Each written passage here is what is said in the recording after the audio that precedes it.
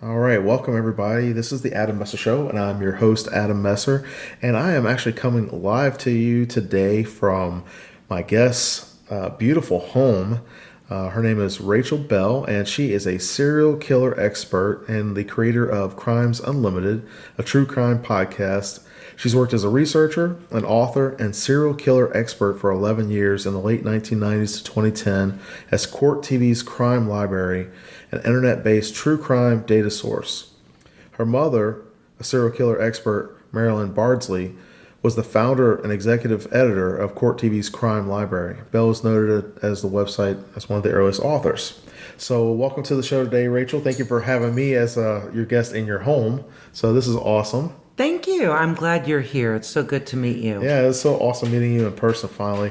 And we were laughing about you live out in the boondocks. I do. I live out in the woods. Yeah, I was like, oh yeah, I live right around the street, from there, around the other corner, and 45 minutes later, boom. But you have a beautiful house and a lovely view, and so thank you so much for having me and my son here today. And we're sitting here. You got your own podcast stuff set up. I do. Awesome. And it's good to have your son here, too, who's an amazing drawer, artist. He is definitely talented. So can you tell the audience a little bit about yourself? And then we have about 45 minutes to kind of go into. You have a big event coming up, right? I do. I have a big event coming up on December 7th. So I'm really excited about that. And the event actually will... I will have a serial killer survivor, actually Ted Bundy survivor. This is what actually creeped me out. I was like, wow, Yeah. To think about Ted Bundy, like growing up, you see and hear about Ted Bundy, but you never hear about the victims. No. You never realize that there were people that lived Only a few. through that. And Only a few. Yeah. So that's I think that's an interesting twist of the story. Here's a real live human being that, lived through something that was very notorious, I guess. Yeah, horrific. Yeah, She had a really harrowing journey. Yeah. Having her face bashed in pretty bad at the Chi Omega sorority house at FSU. Wow. Her name is Kathy Kleiner Rubin. Oh, wow.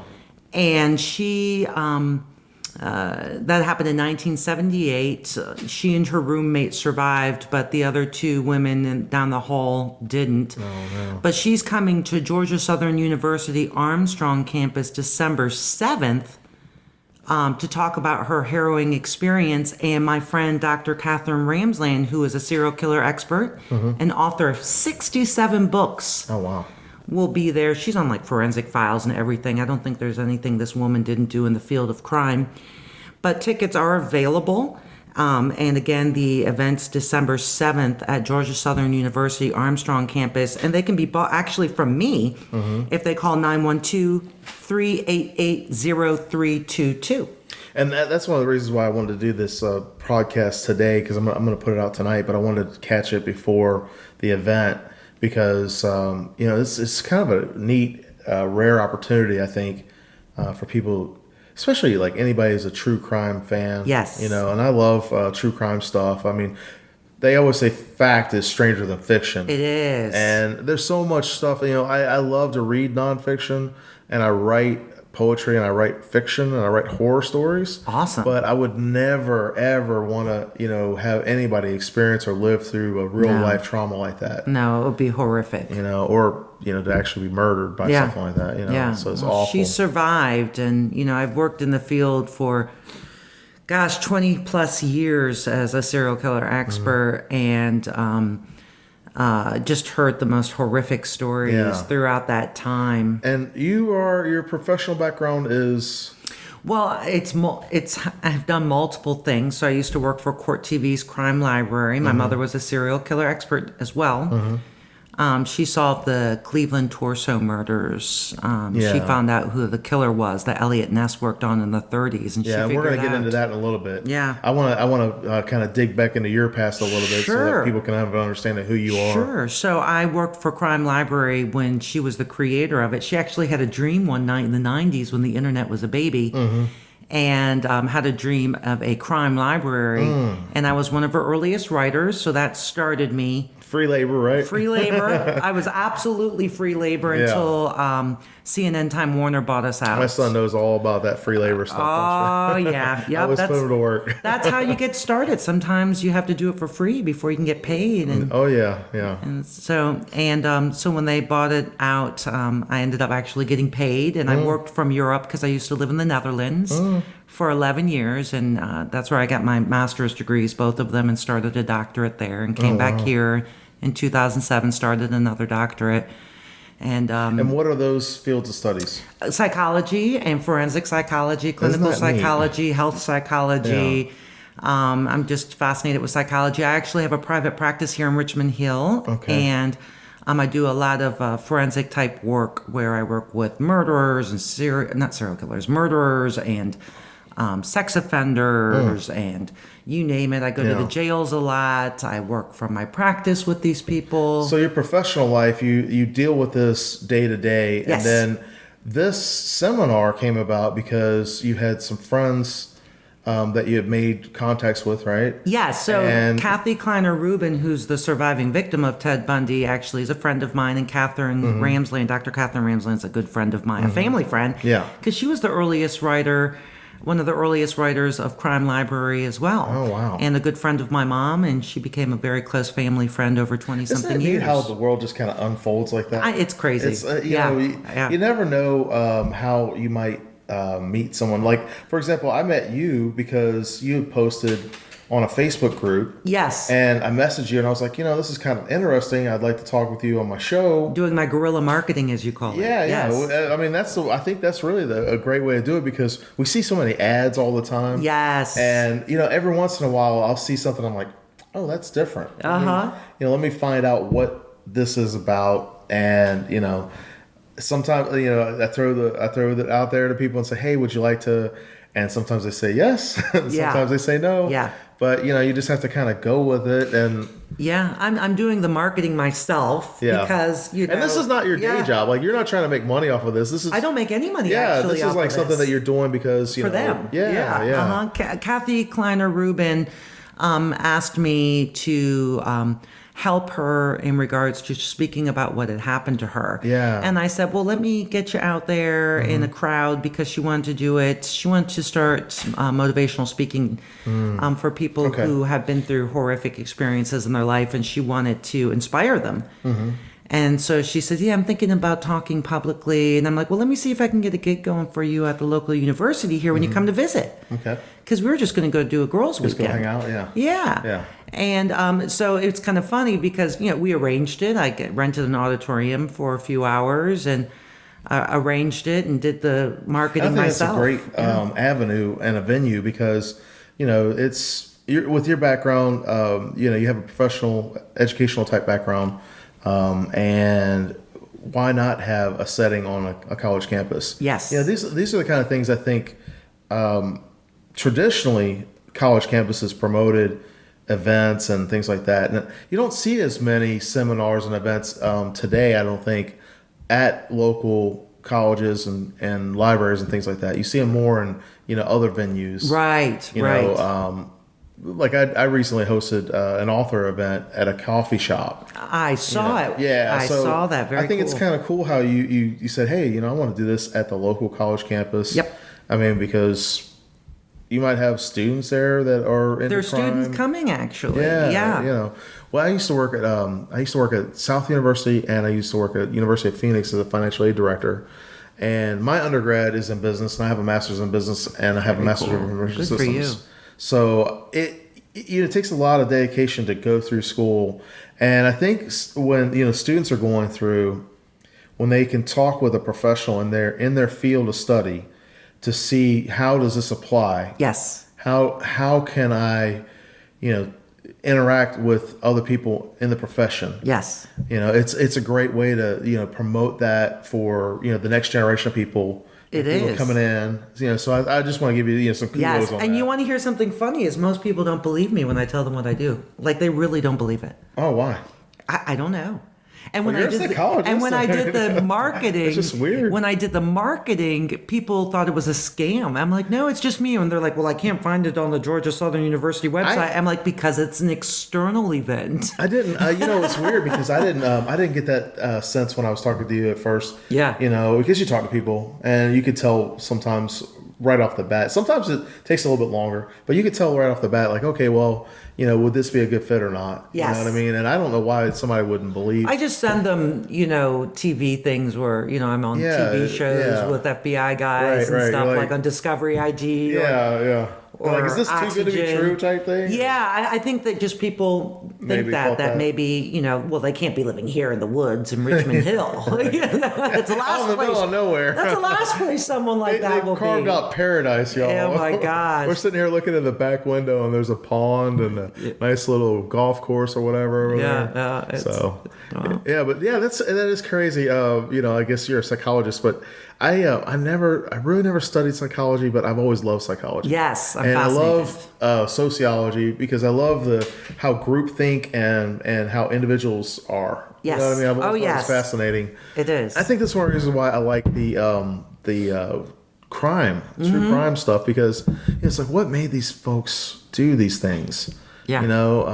What makes them tick? Right. That's actually what Dr. Catherine Ramsey is going to be talking about. The second part. The motivations and the behavior and stuff like that. Yeah, she's going to talk about that. She's actually the biographer of BTK, Dennis Rader, the serial killer. She wrote a book about it. Now, BTK, can you refresh everybody's memory? All right, so BTK committed, many murders in the Wichita, Kansas area. Mm-hmm.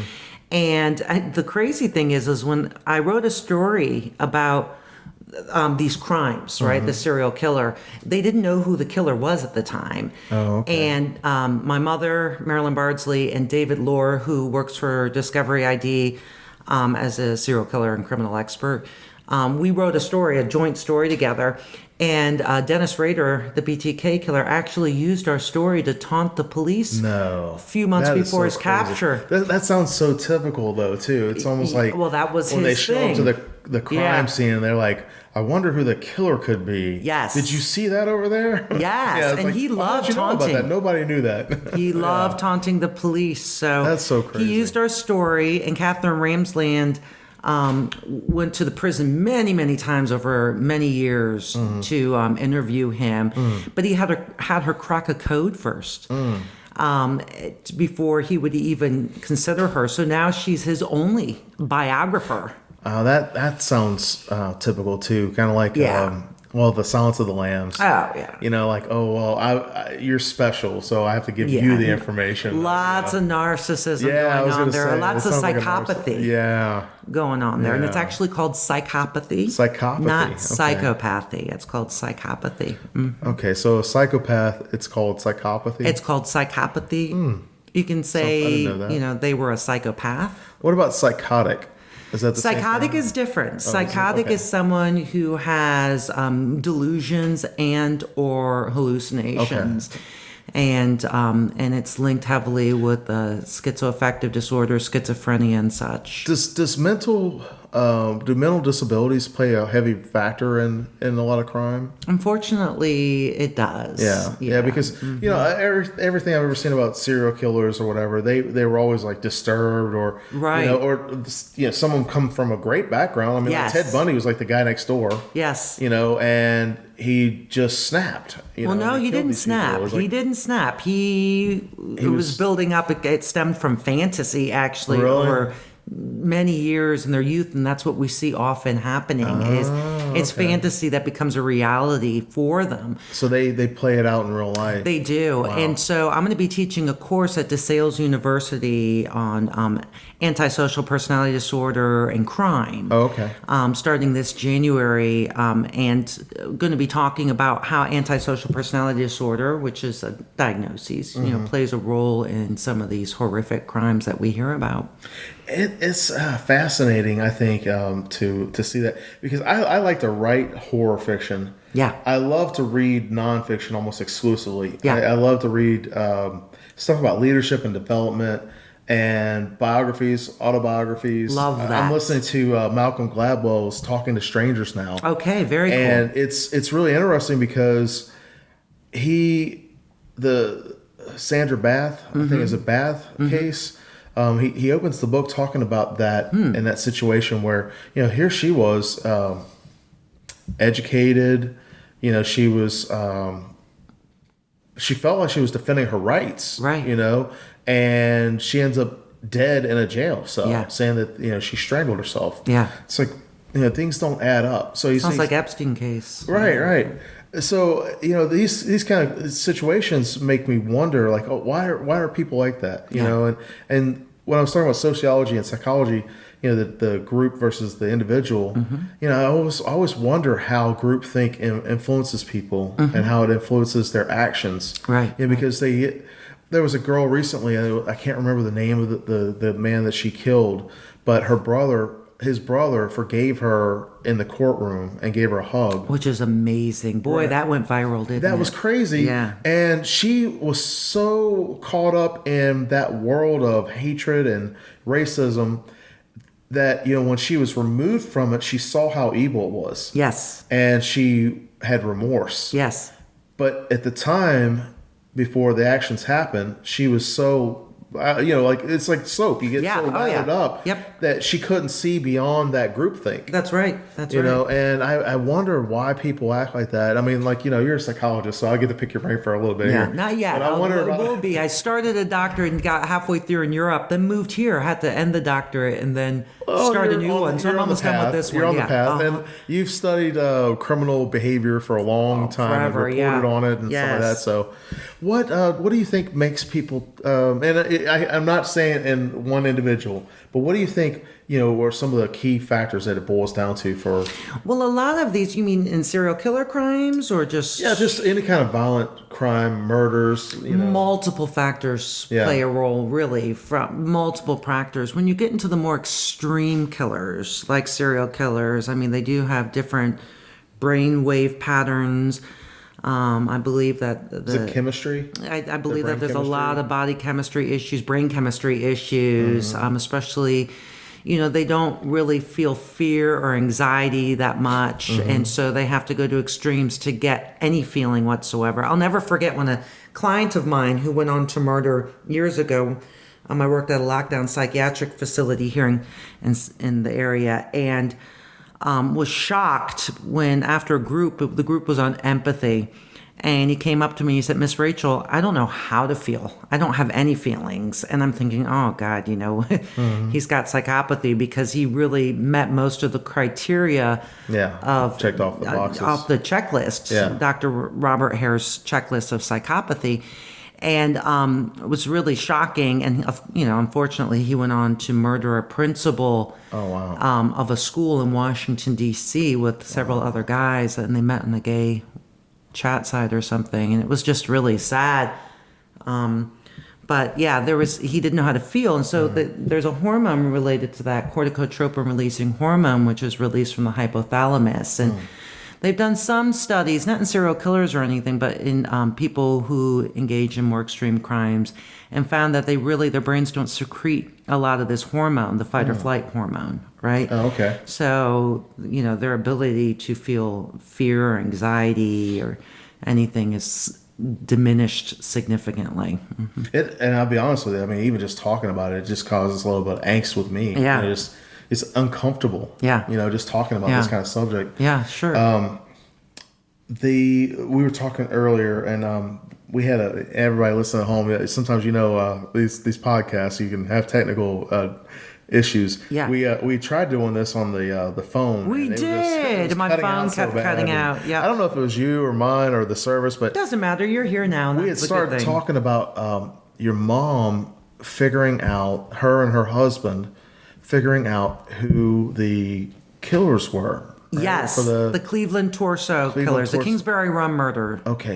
He's a vicious serial killer who would actually decapitate his victims and put their genitalia in their mouths. Yeah, wow.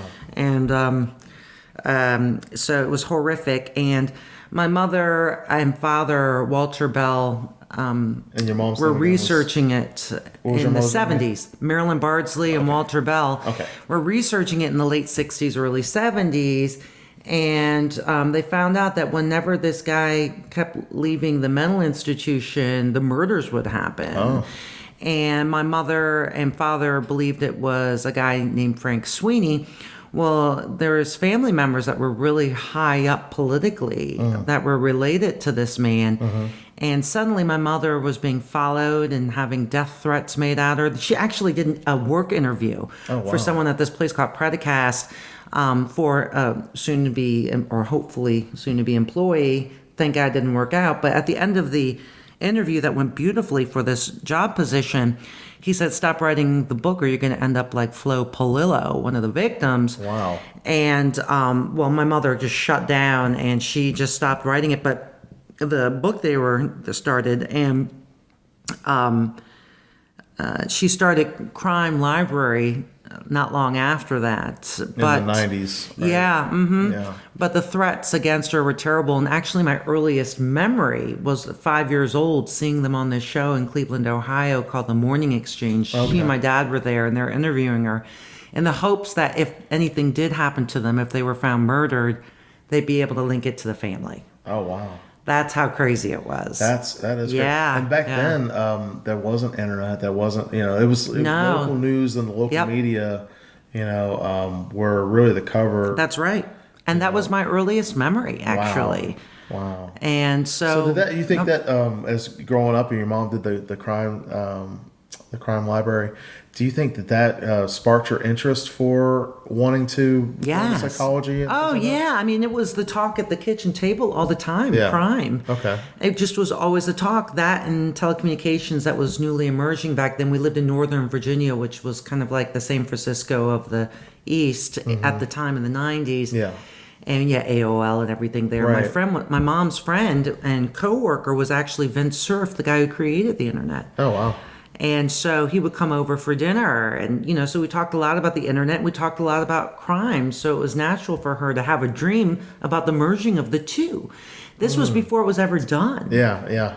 Well, it's neat because today there's YouTube and there's all kinds of different ways. Podcasts. Yeah, radio shows and things like that. But then it was kind of revolutionary, or it was kind of new. It was. like new technology. Yes, and to the point where, court TV was a big deal. But, in about 2010, everything died crime-wise. It kind of like filtered away. And we thought, I guess that's done with, I that remember when they fascination. switched over court TV locally. They switched it.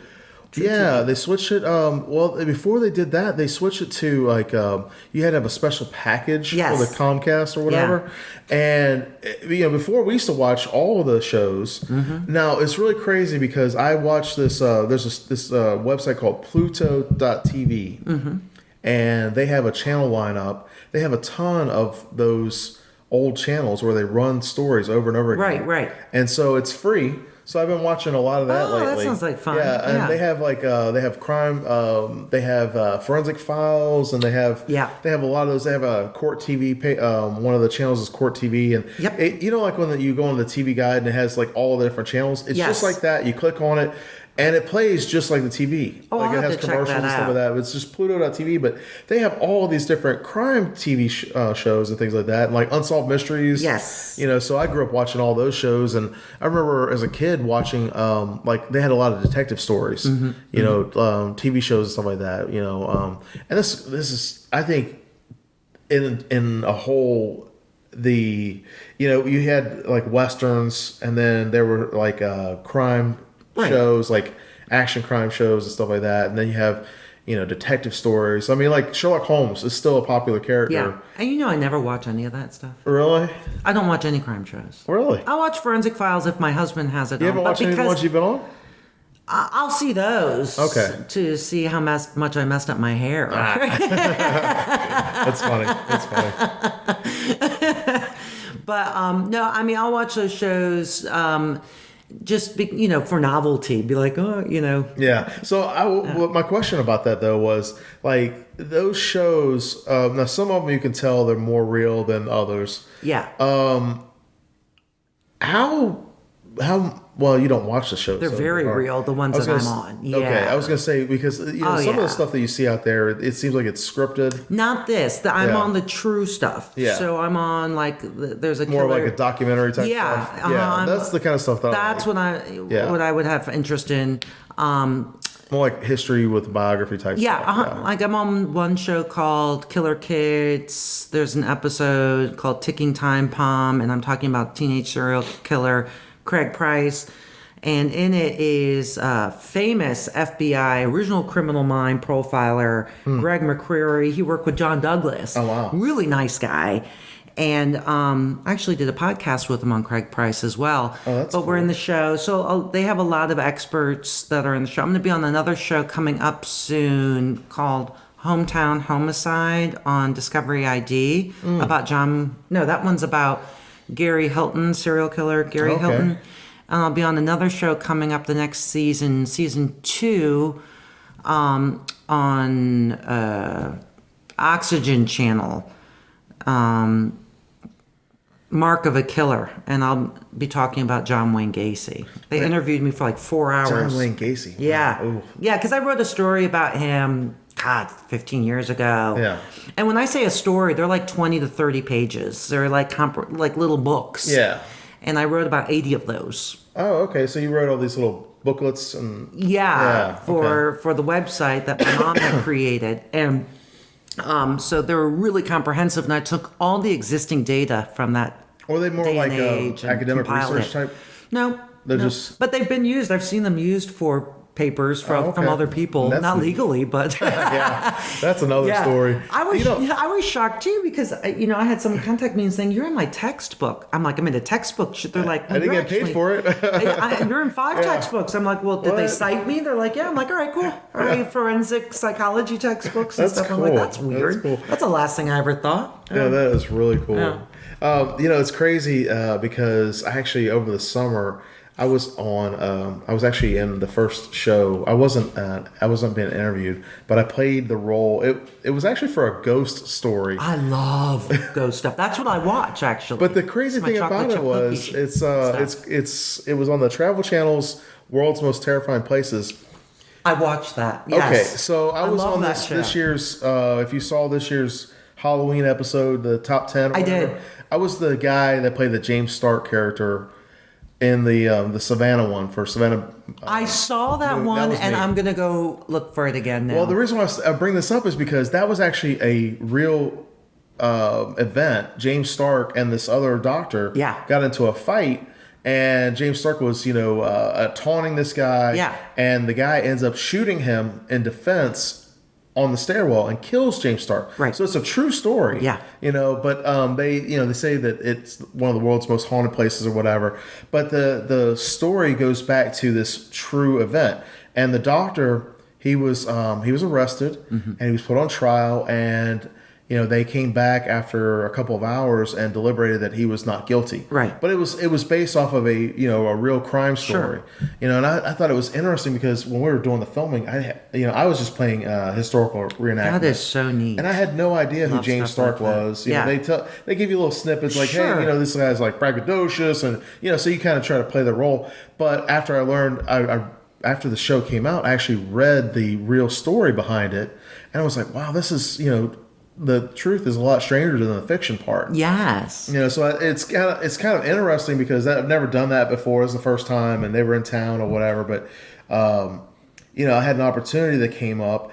But it's interesting to me because from my perspective, just reading about the nonfiction side of it, right? To see it, it's like, wow, this story by itself is interesting. Yeah. Let alone the haunting stuff. Oh yeah, I nerd out with haunting stuff, even if it's not true. I don't care, like because ghost story stuff's really cool too. It's my getaway. Escapism. It's my getaway. Yeah, it's a lot of fun. Even if it's not true. And Catherine Ramsey has actually been on some of these shows. Oh yeah. And she's because she's written books about ghosts and haunted crime scenes and such. Okay.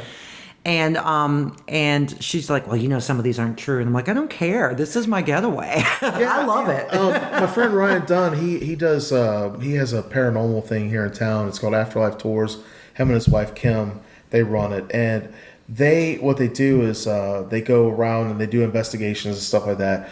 But he pulls it from the perspective of the historical aspects of the real people and the real events that happen. Right. And then the haunting stuff is like, they do these EVPs where they record stuff and they capture these whatever. But one of the things I like about that is, and I'll be honest with you, there's a lot of unexplained stuff out there. There's a lot of stuff in the universe that we don't know, we can't explain away, but when it comes to the way that they do it, I like the fact that they try to present the historical facts. They should check out my podcast on Crimes Unlimited called Haunted Crime Scenes, where they do a Gettysburg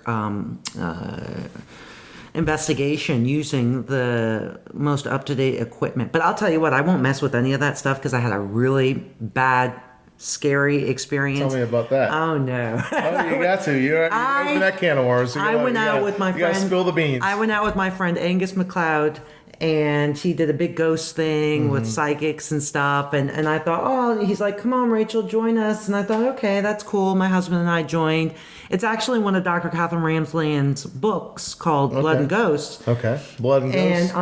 And we're there. Well, I'm just hanging out. One of the psychics comes up to me and goes into great detail about how a cousin of mine who just died, and she was able to say how he died and that he's here and he's drinking a brandy and that was his drink. And she went to town. I thought that was kind of cool, but that was a highlight of it for me.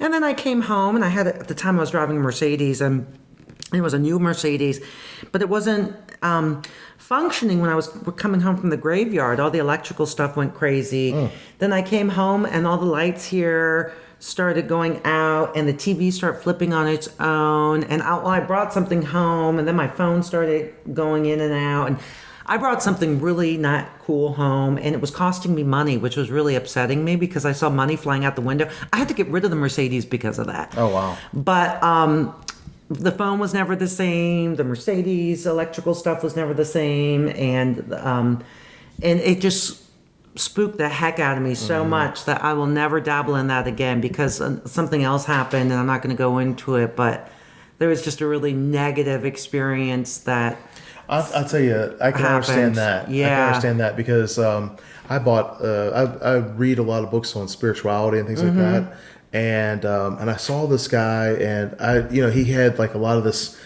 I don't want to say neophyte type stuff or whatever, but it was just an interesting philosophical, like a different philosophical thing. And so I was like, okay, well, I'll order his book. It was like $10 or something like that. Yeah. And I get the book, and it was like all of this stuff about Satanism. Oh, and I was like, what in the world? It was not what I thought it would be about at all. Yeah. And, so I threw the book away immediately. Yeah, I would. And I was like, I think that there's a lot of stuff. I mean, you like Paulo Coelho in The Alchemist. That's one of my favorite books. Oh, God, he says, when you ask for something, the universe, if you want something, all the universe will conspire to make it happen for you. Yeah. And I believe, I believe in God, and I believe in Jesus, and I believe that when we ask for things, I do too, that God will provide them for you. Yes. I'll give you an example. I was talking to my wife this morning about it. Several years ago, I asked for patience and I asked for humility. Yes. God delivered. God delivered. I'm going to tell you. And it wasn't the way I thought it would be. Especially the humility one's a hard one. I prayed for that one time too, and boy, did I get it the next day. I'll tell you what. Oh, my gosh. Man, the thing about it is, you pray for something like that. Yeah. And, God's not going to say, here's your humility, or here's your prosperity or whatever. God's going to put you in situations where you have to be humble or you have to be patient. Yes. And that's how you get those, those that's traits. Right. You by have practice. To experience it. Yes. And so, I really feel like that even when you're exchanging energies with people, you can people talk vibes or whatever, you can pick that up. And there are negative vibes, the field that I'm in, you definitely, people in my field experience that when you're dealing with criminals. Yeah. I mean, there's that definitely a burden and darkness. And I used to not believe at all. Right. It was when I came into the field that I was like, whoa, there's something going on here, and it was dark. It's almost like when they say. So I don't invite that. Yeah, I don't invite that anymore. But I'll watch TV on it. But that's as far as it goes. I don't want to invite it into my life because I already brought it home one day, and that was the end of that. I thought, and that's what I'm saying. I mean, I can definitely understand because there's some people that you're like. I disengage with folks like that. Yeah. When they're energy vampires, yes, I'll disengage from them because they're I can't fix whatever's broken with them. No. And they can't find, salvation in me Yeah. with that, Yeah. because I just can't do that. I only have enough, mojo from me and my Yeah, family. I hear you. And, some days it's like, okay, Yeah, I hear you you. gotta keep going. Yeah.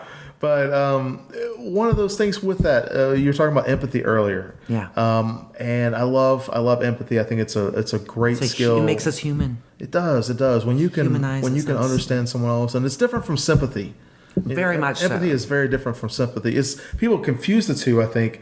But empathy to me, it means that you can understand what that person is experiencing or feeling. And their thoughts. You And can their imagine. thoughts. You put yourself in their You put shoes. yourself in their shoes. Right. Exactly. Except if you're dealing with someone who's a psychopath, and then you got to be careful because you don't want to teach them empathy because they use it to lure As a victims tool. and groom. Right.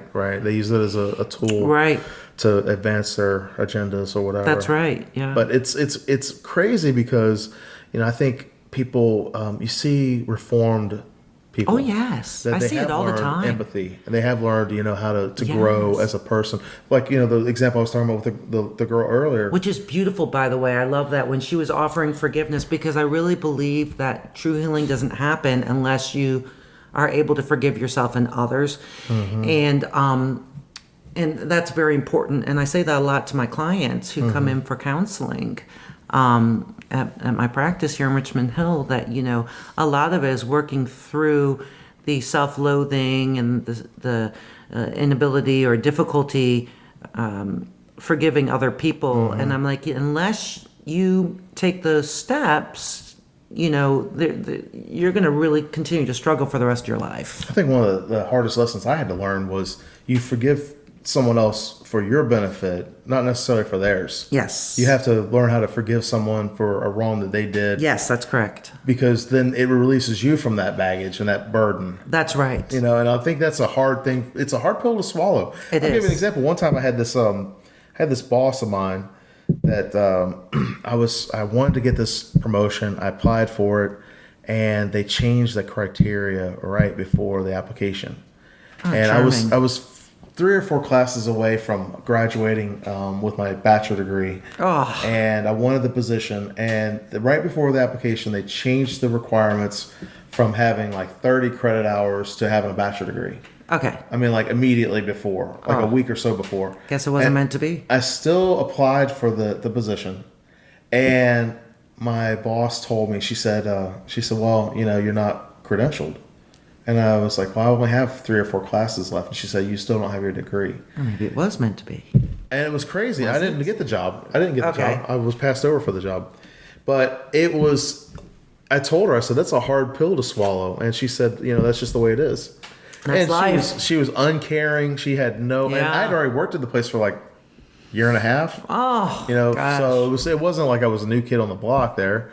But, that's one of the things that life isn't fair and life isn't easy, but life is worthwhile. There's a lot of things that you can do. And there's a reason for everything. I find as I get older, I'm going to be 50 this March. I'm really excited.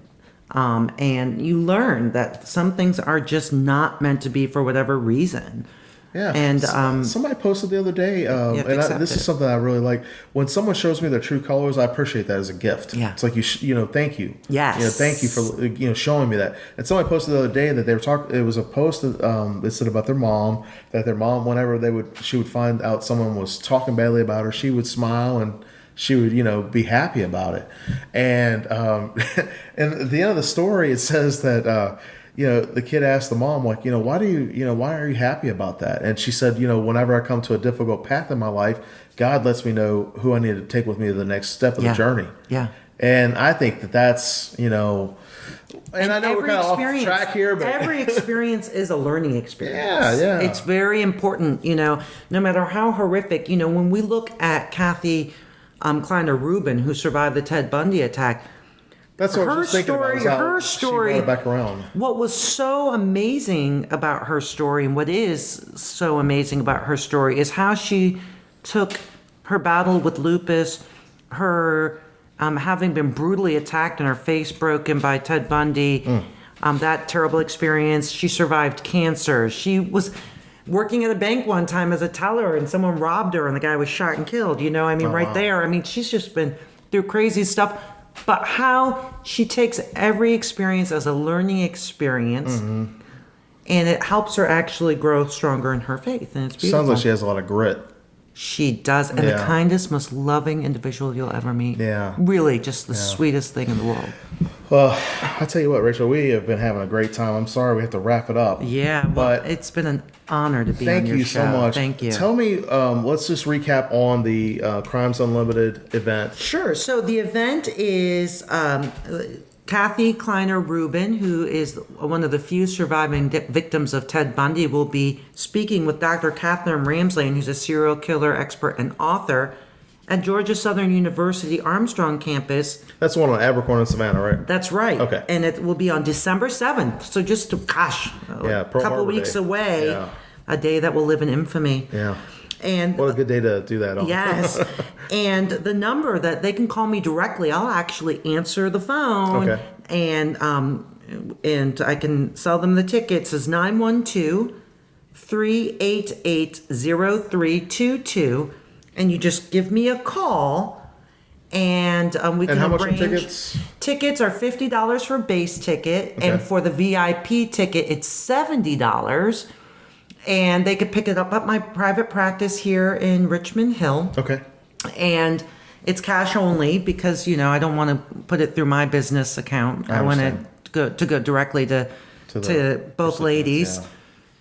So they can do that. And we have a lot of tickets. It's surprising, but we do have a lot of tickets available. Well, hopefully it'll pick up this week and you'll sell a lot of the tickets. Yes. So. And I have a free ticket for your radio show. Yeah, we're going to give one of those away. I'm going to actually post that on the Facebook and the social media. So yes. One lucky winner gets to go for free. Yes. So, thank you so much, Rachel. You're so for being welcome. on the show. And it was an honor having you and your son here today. Thank you. Thank you.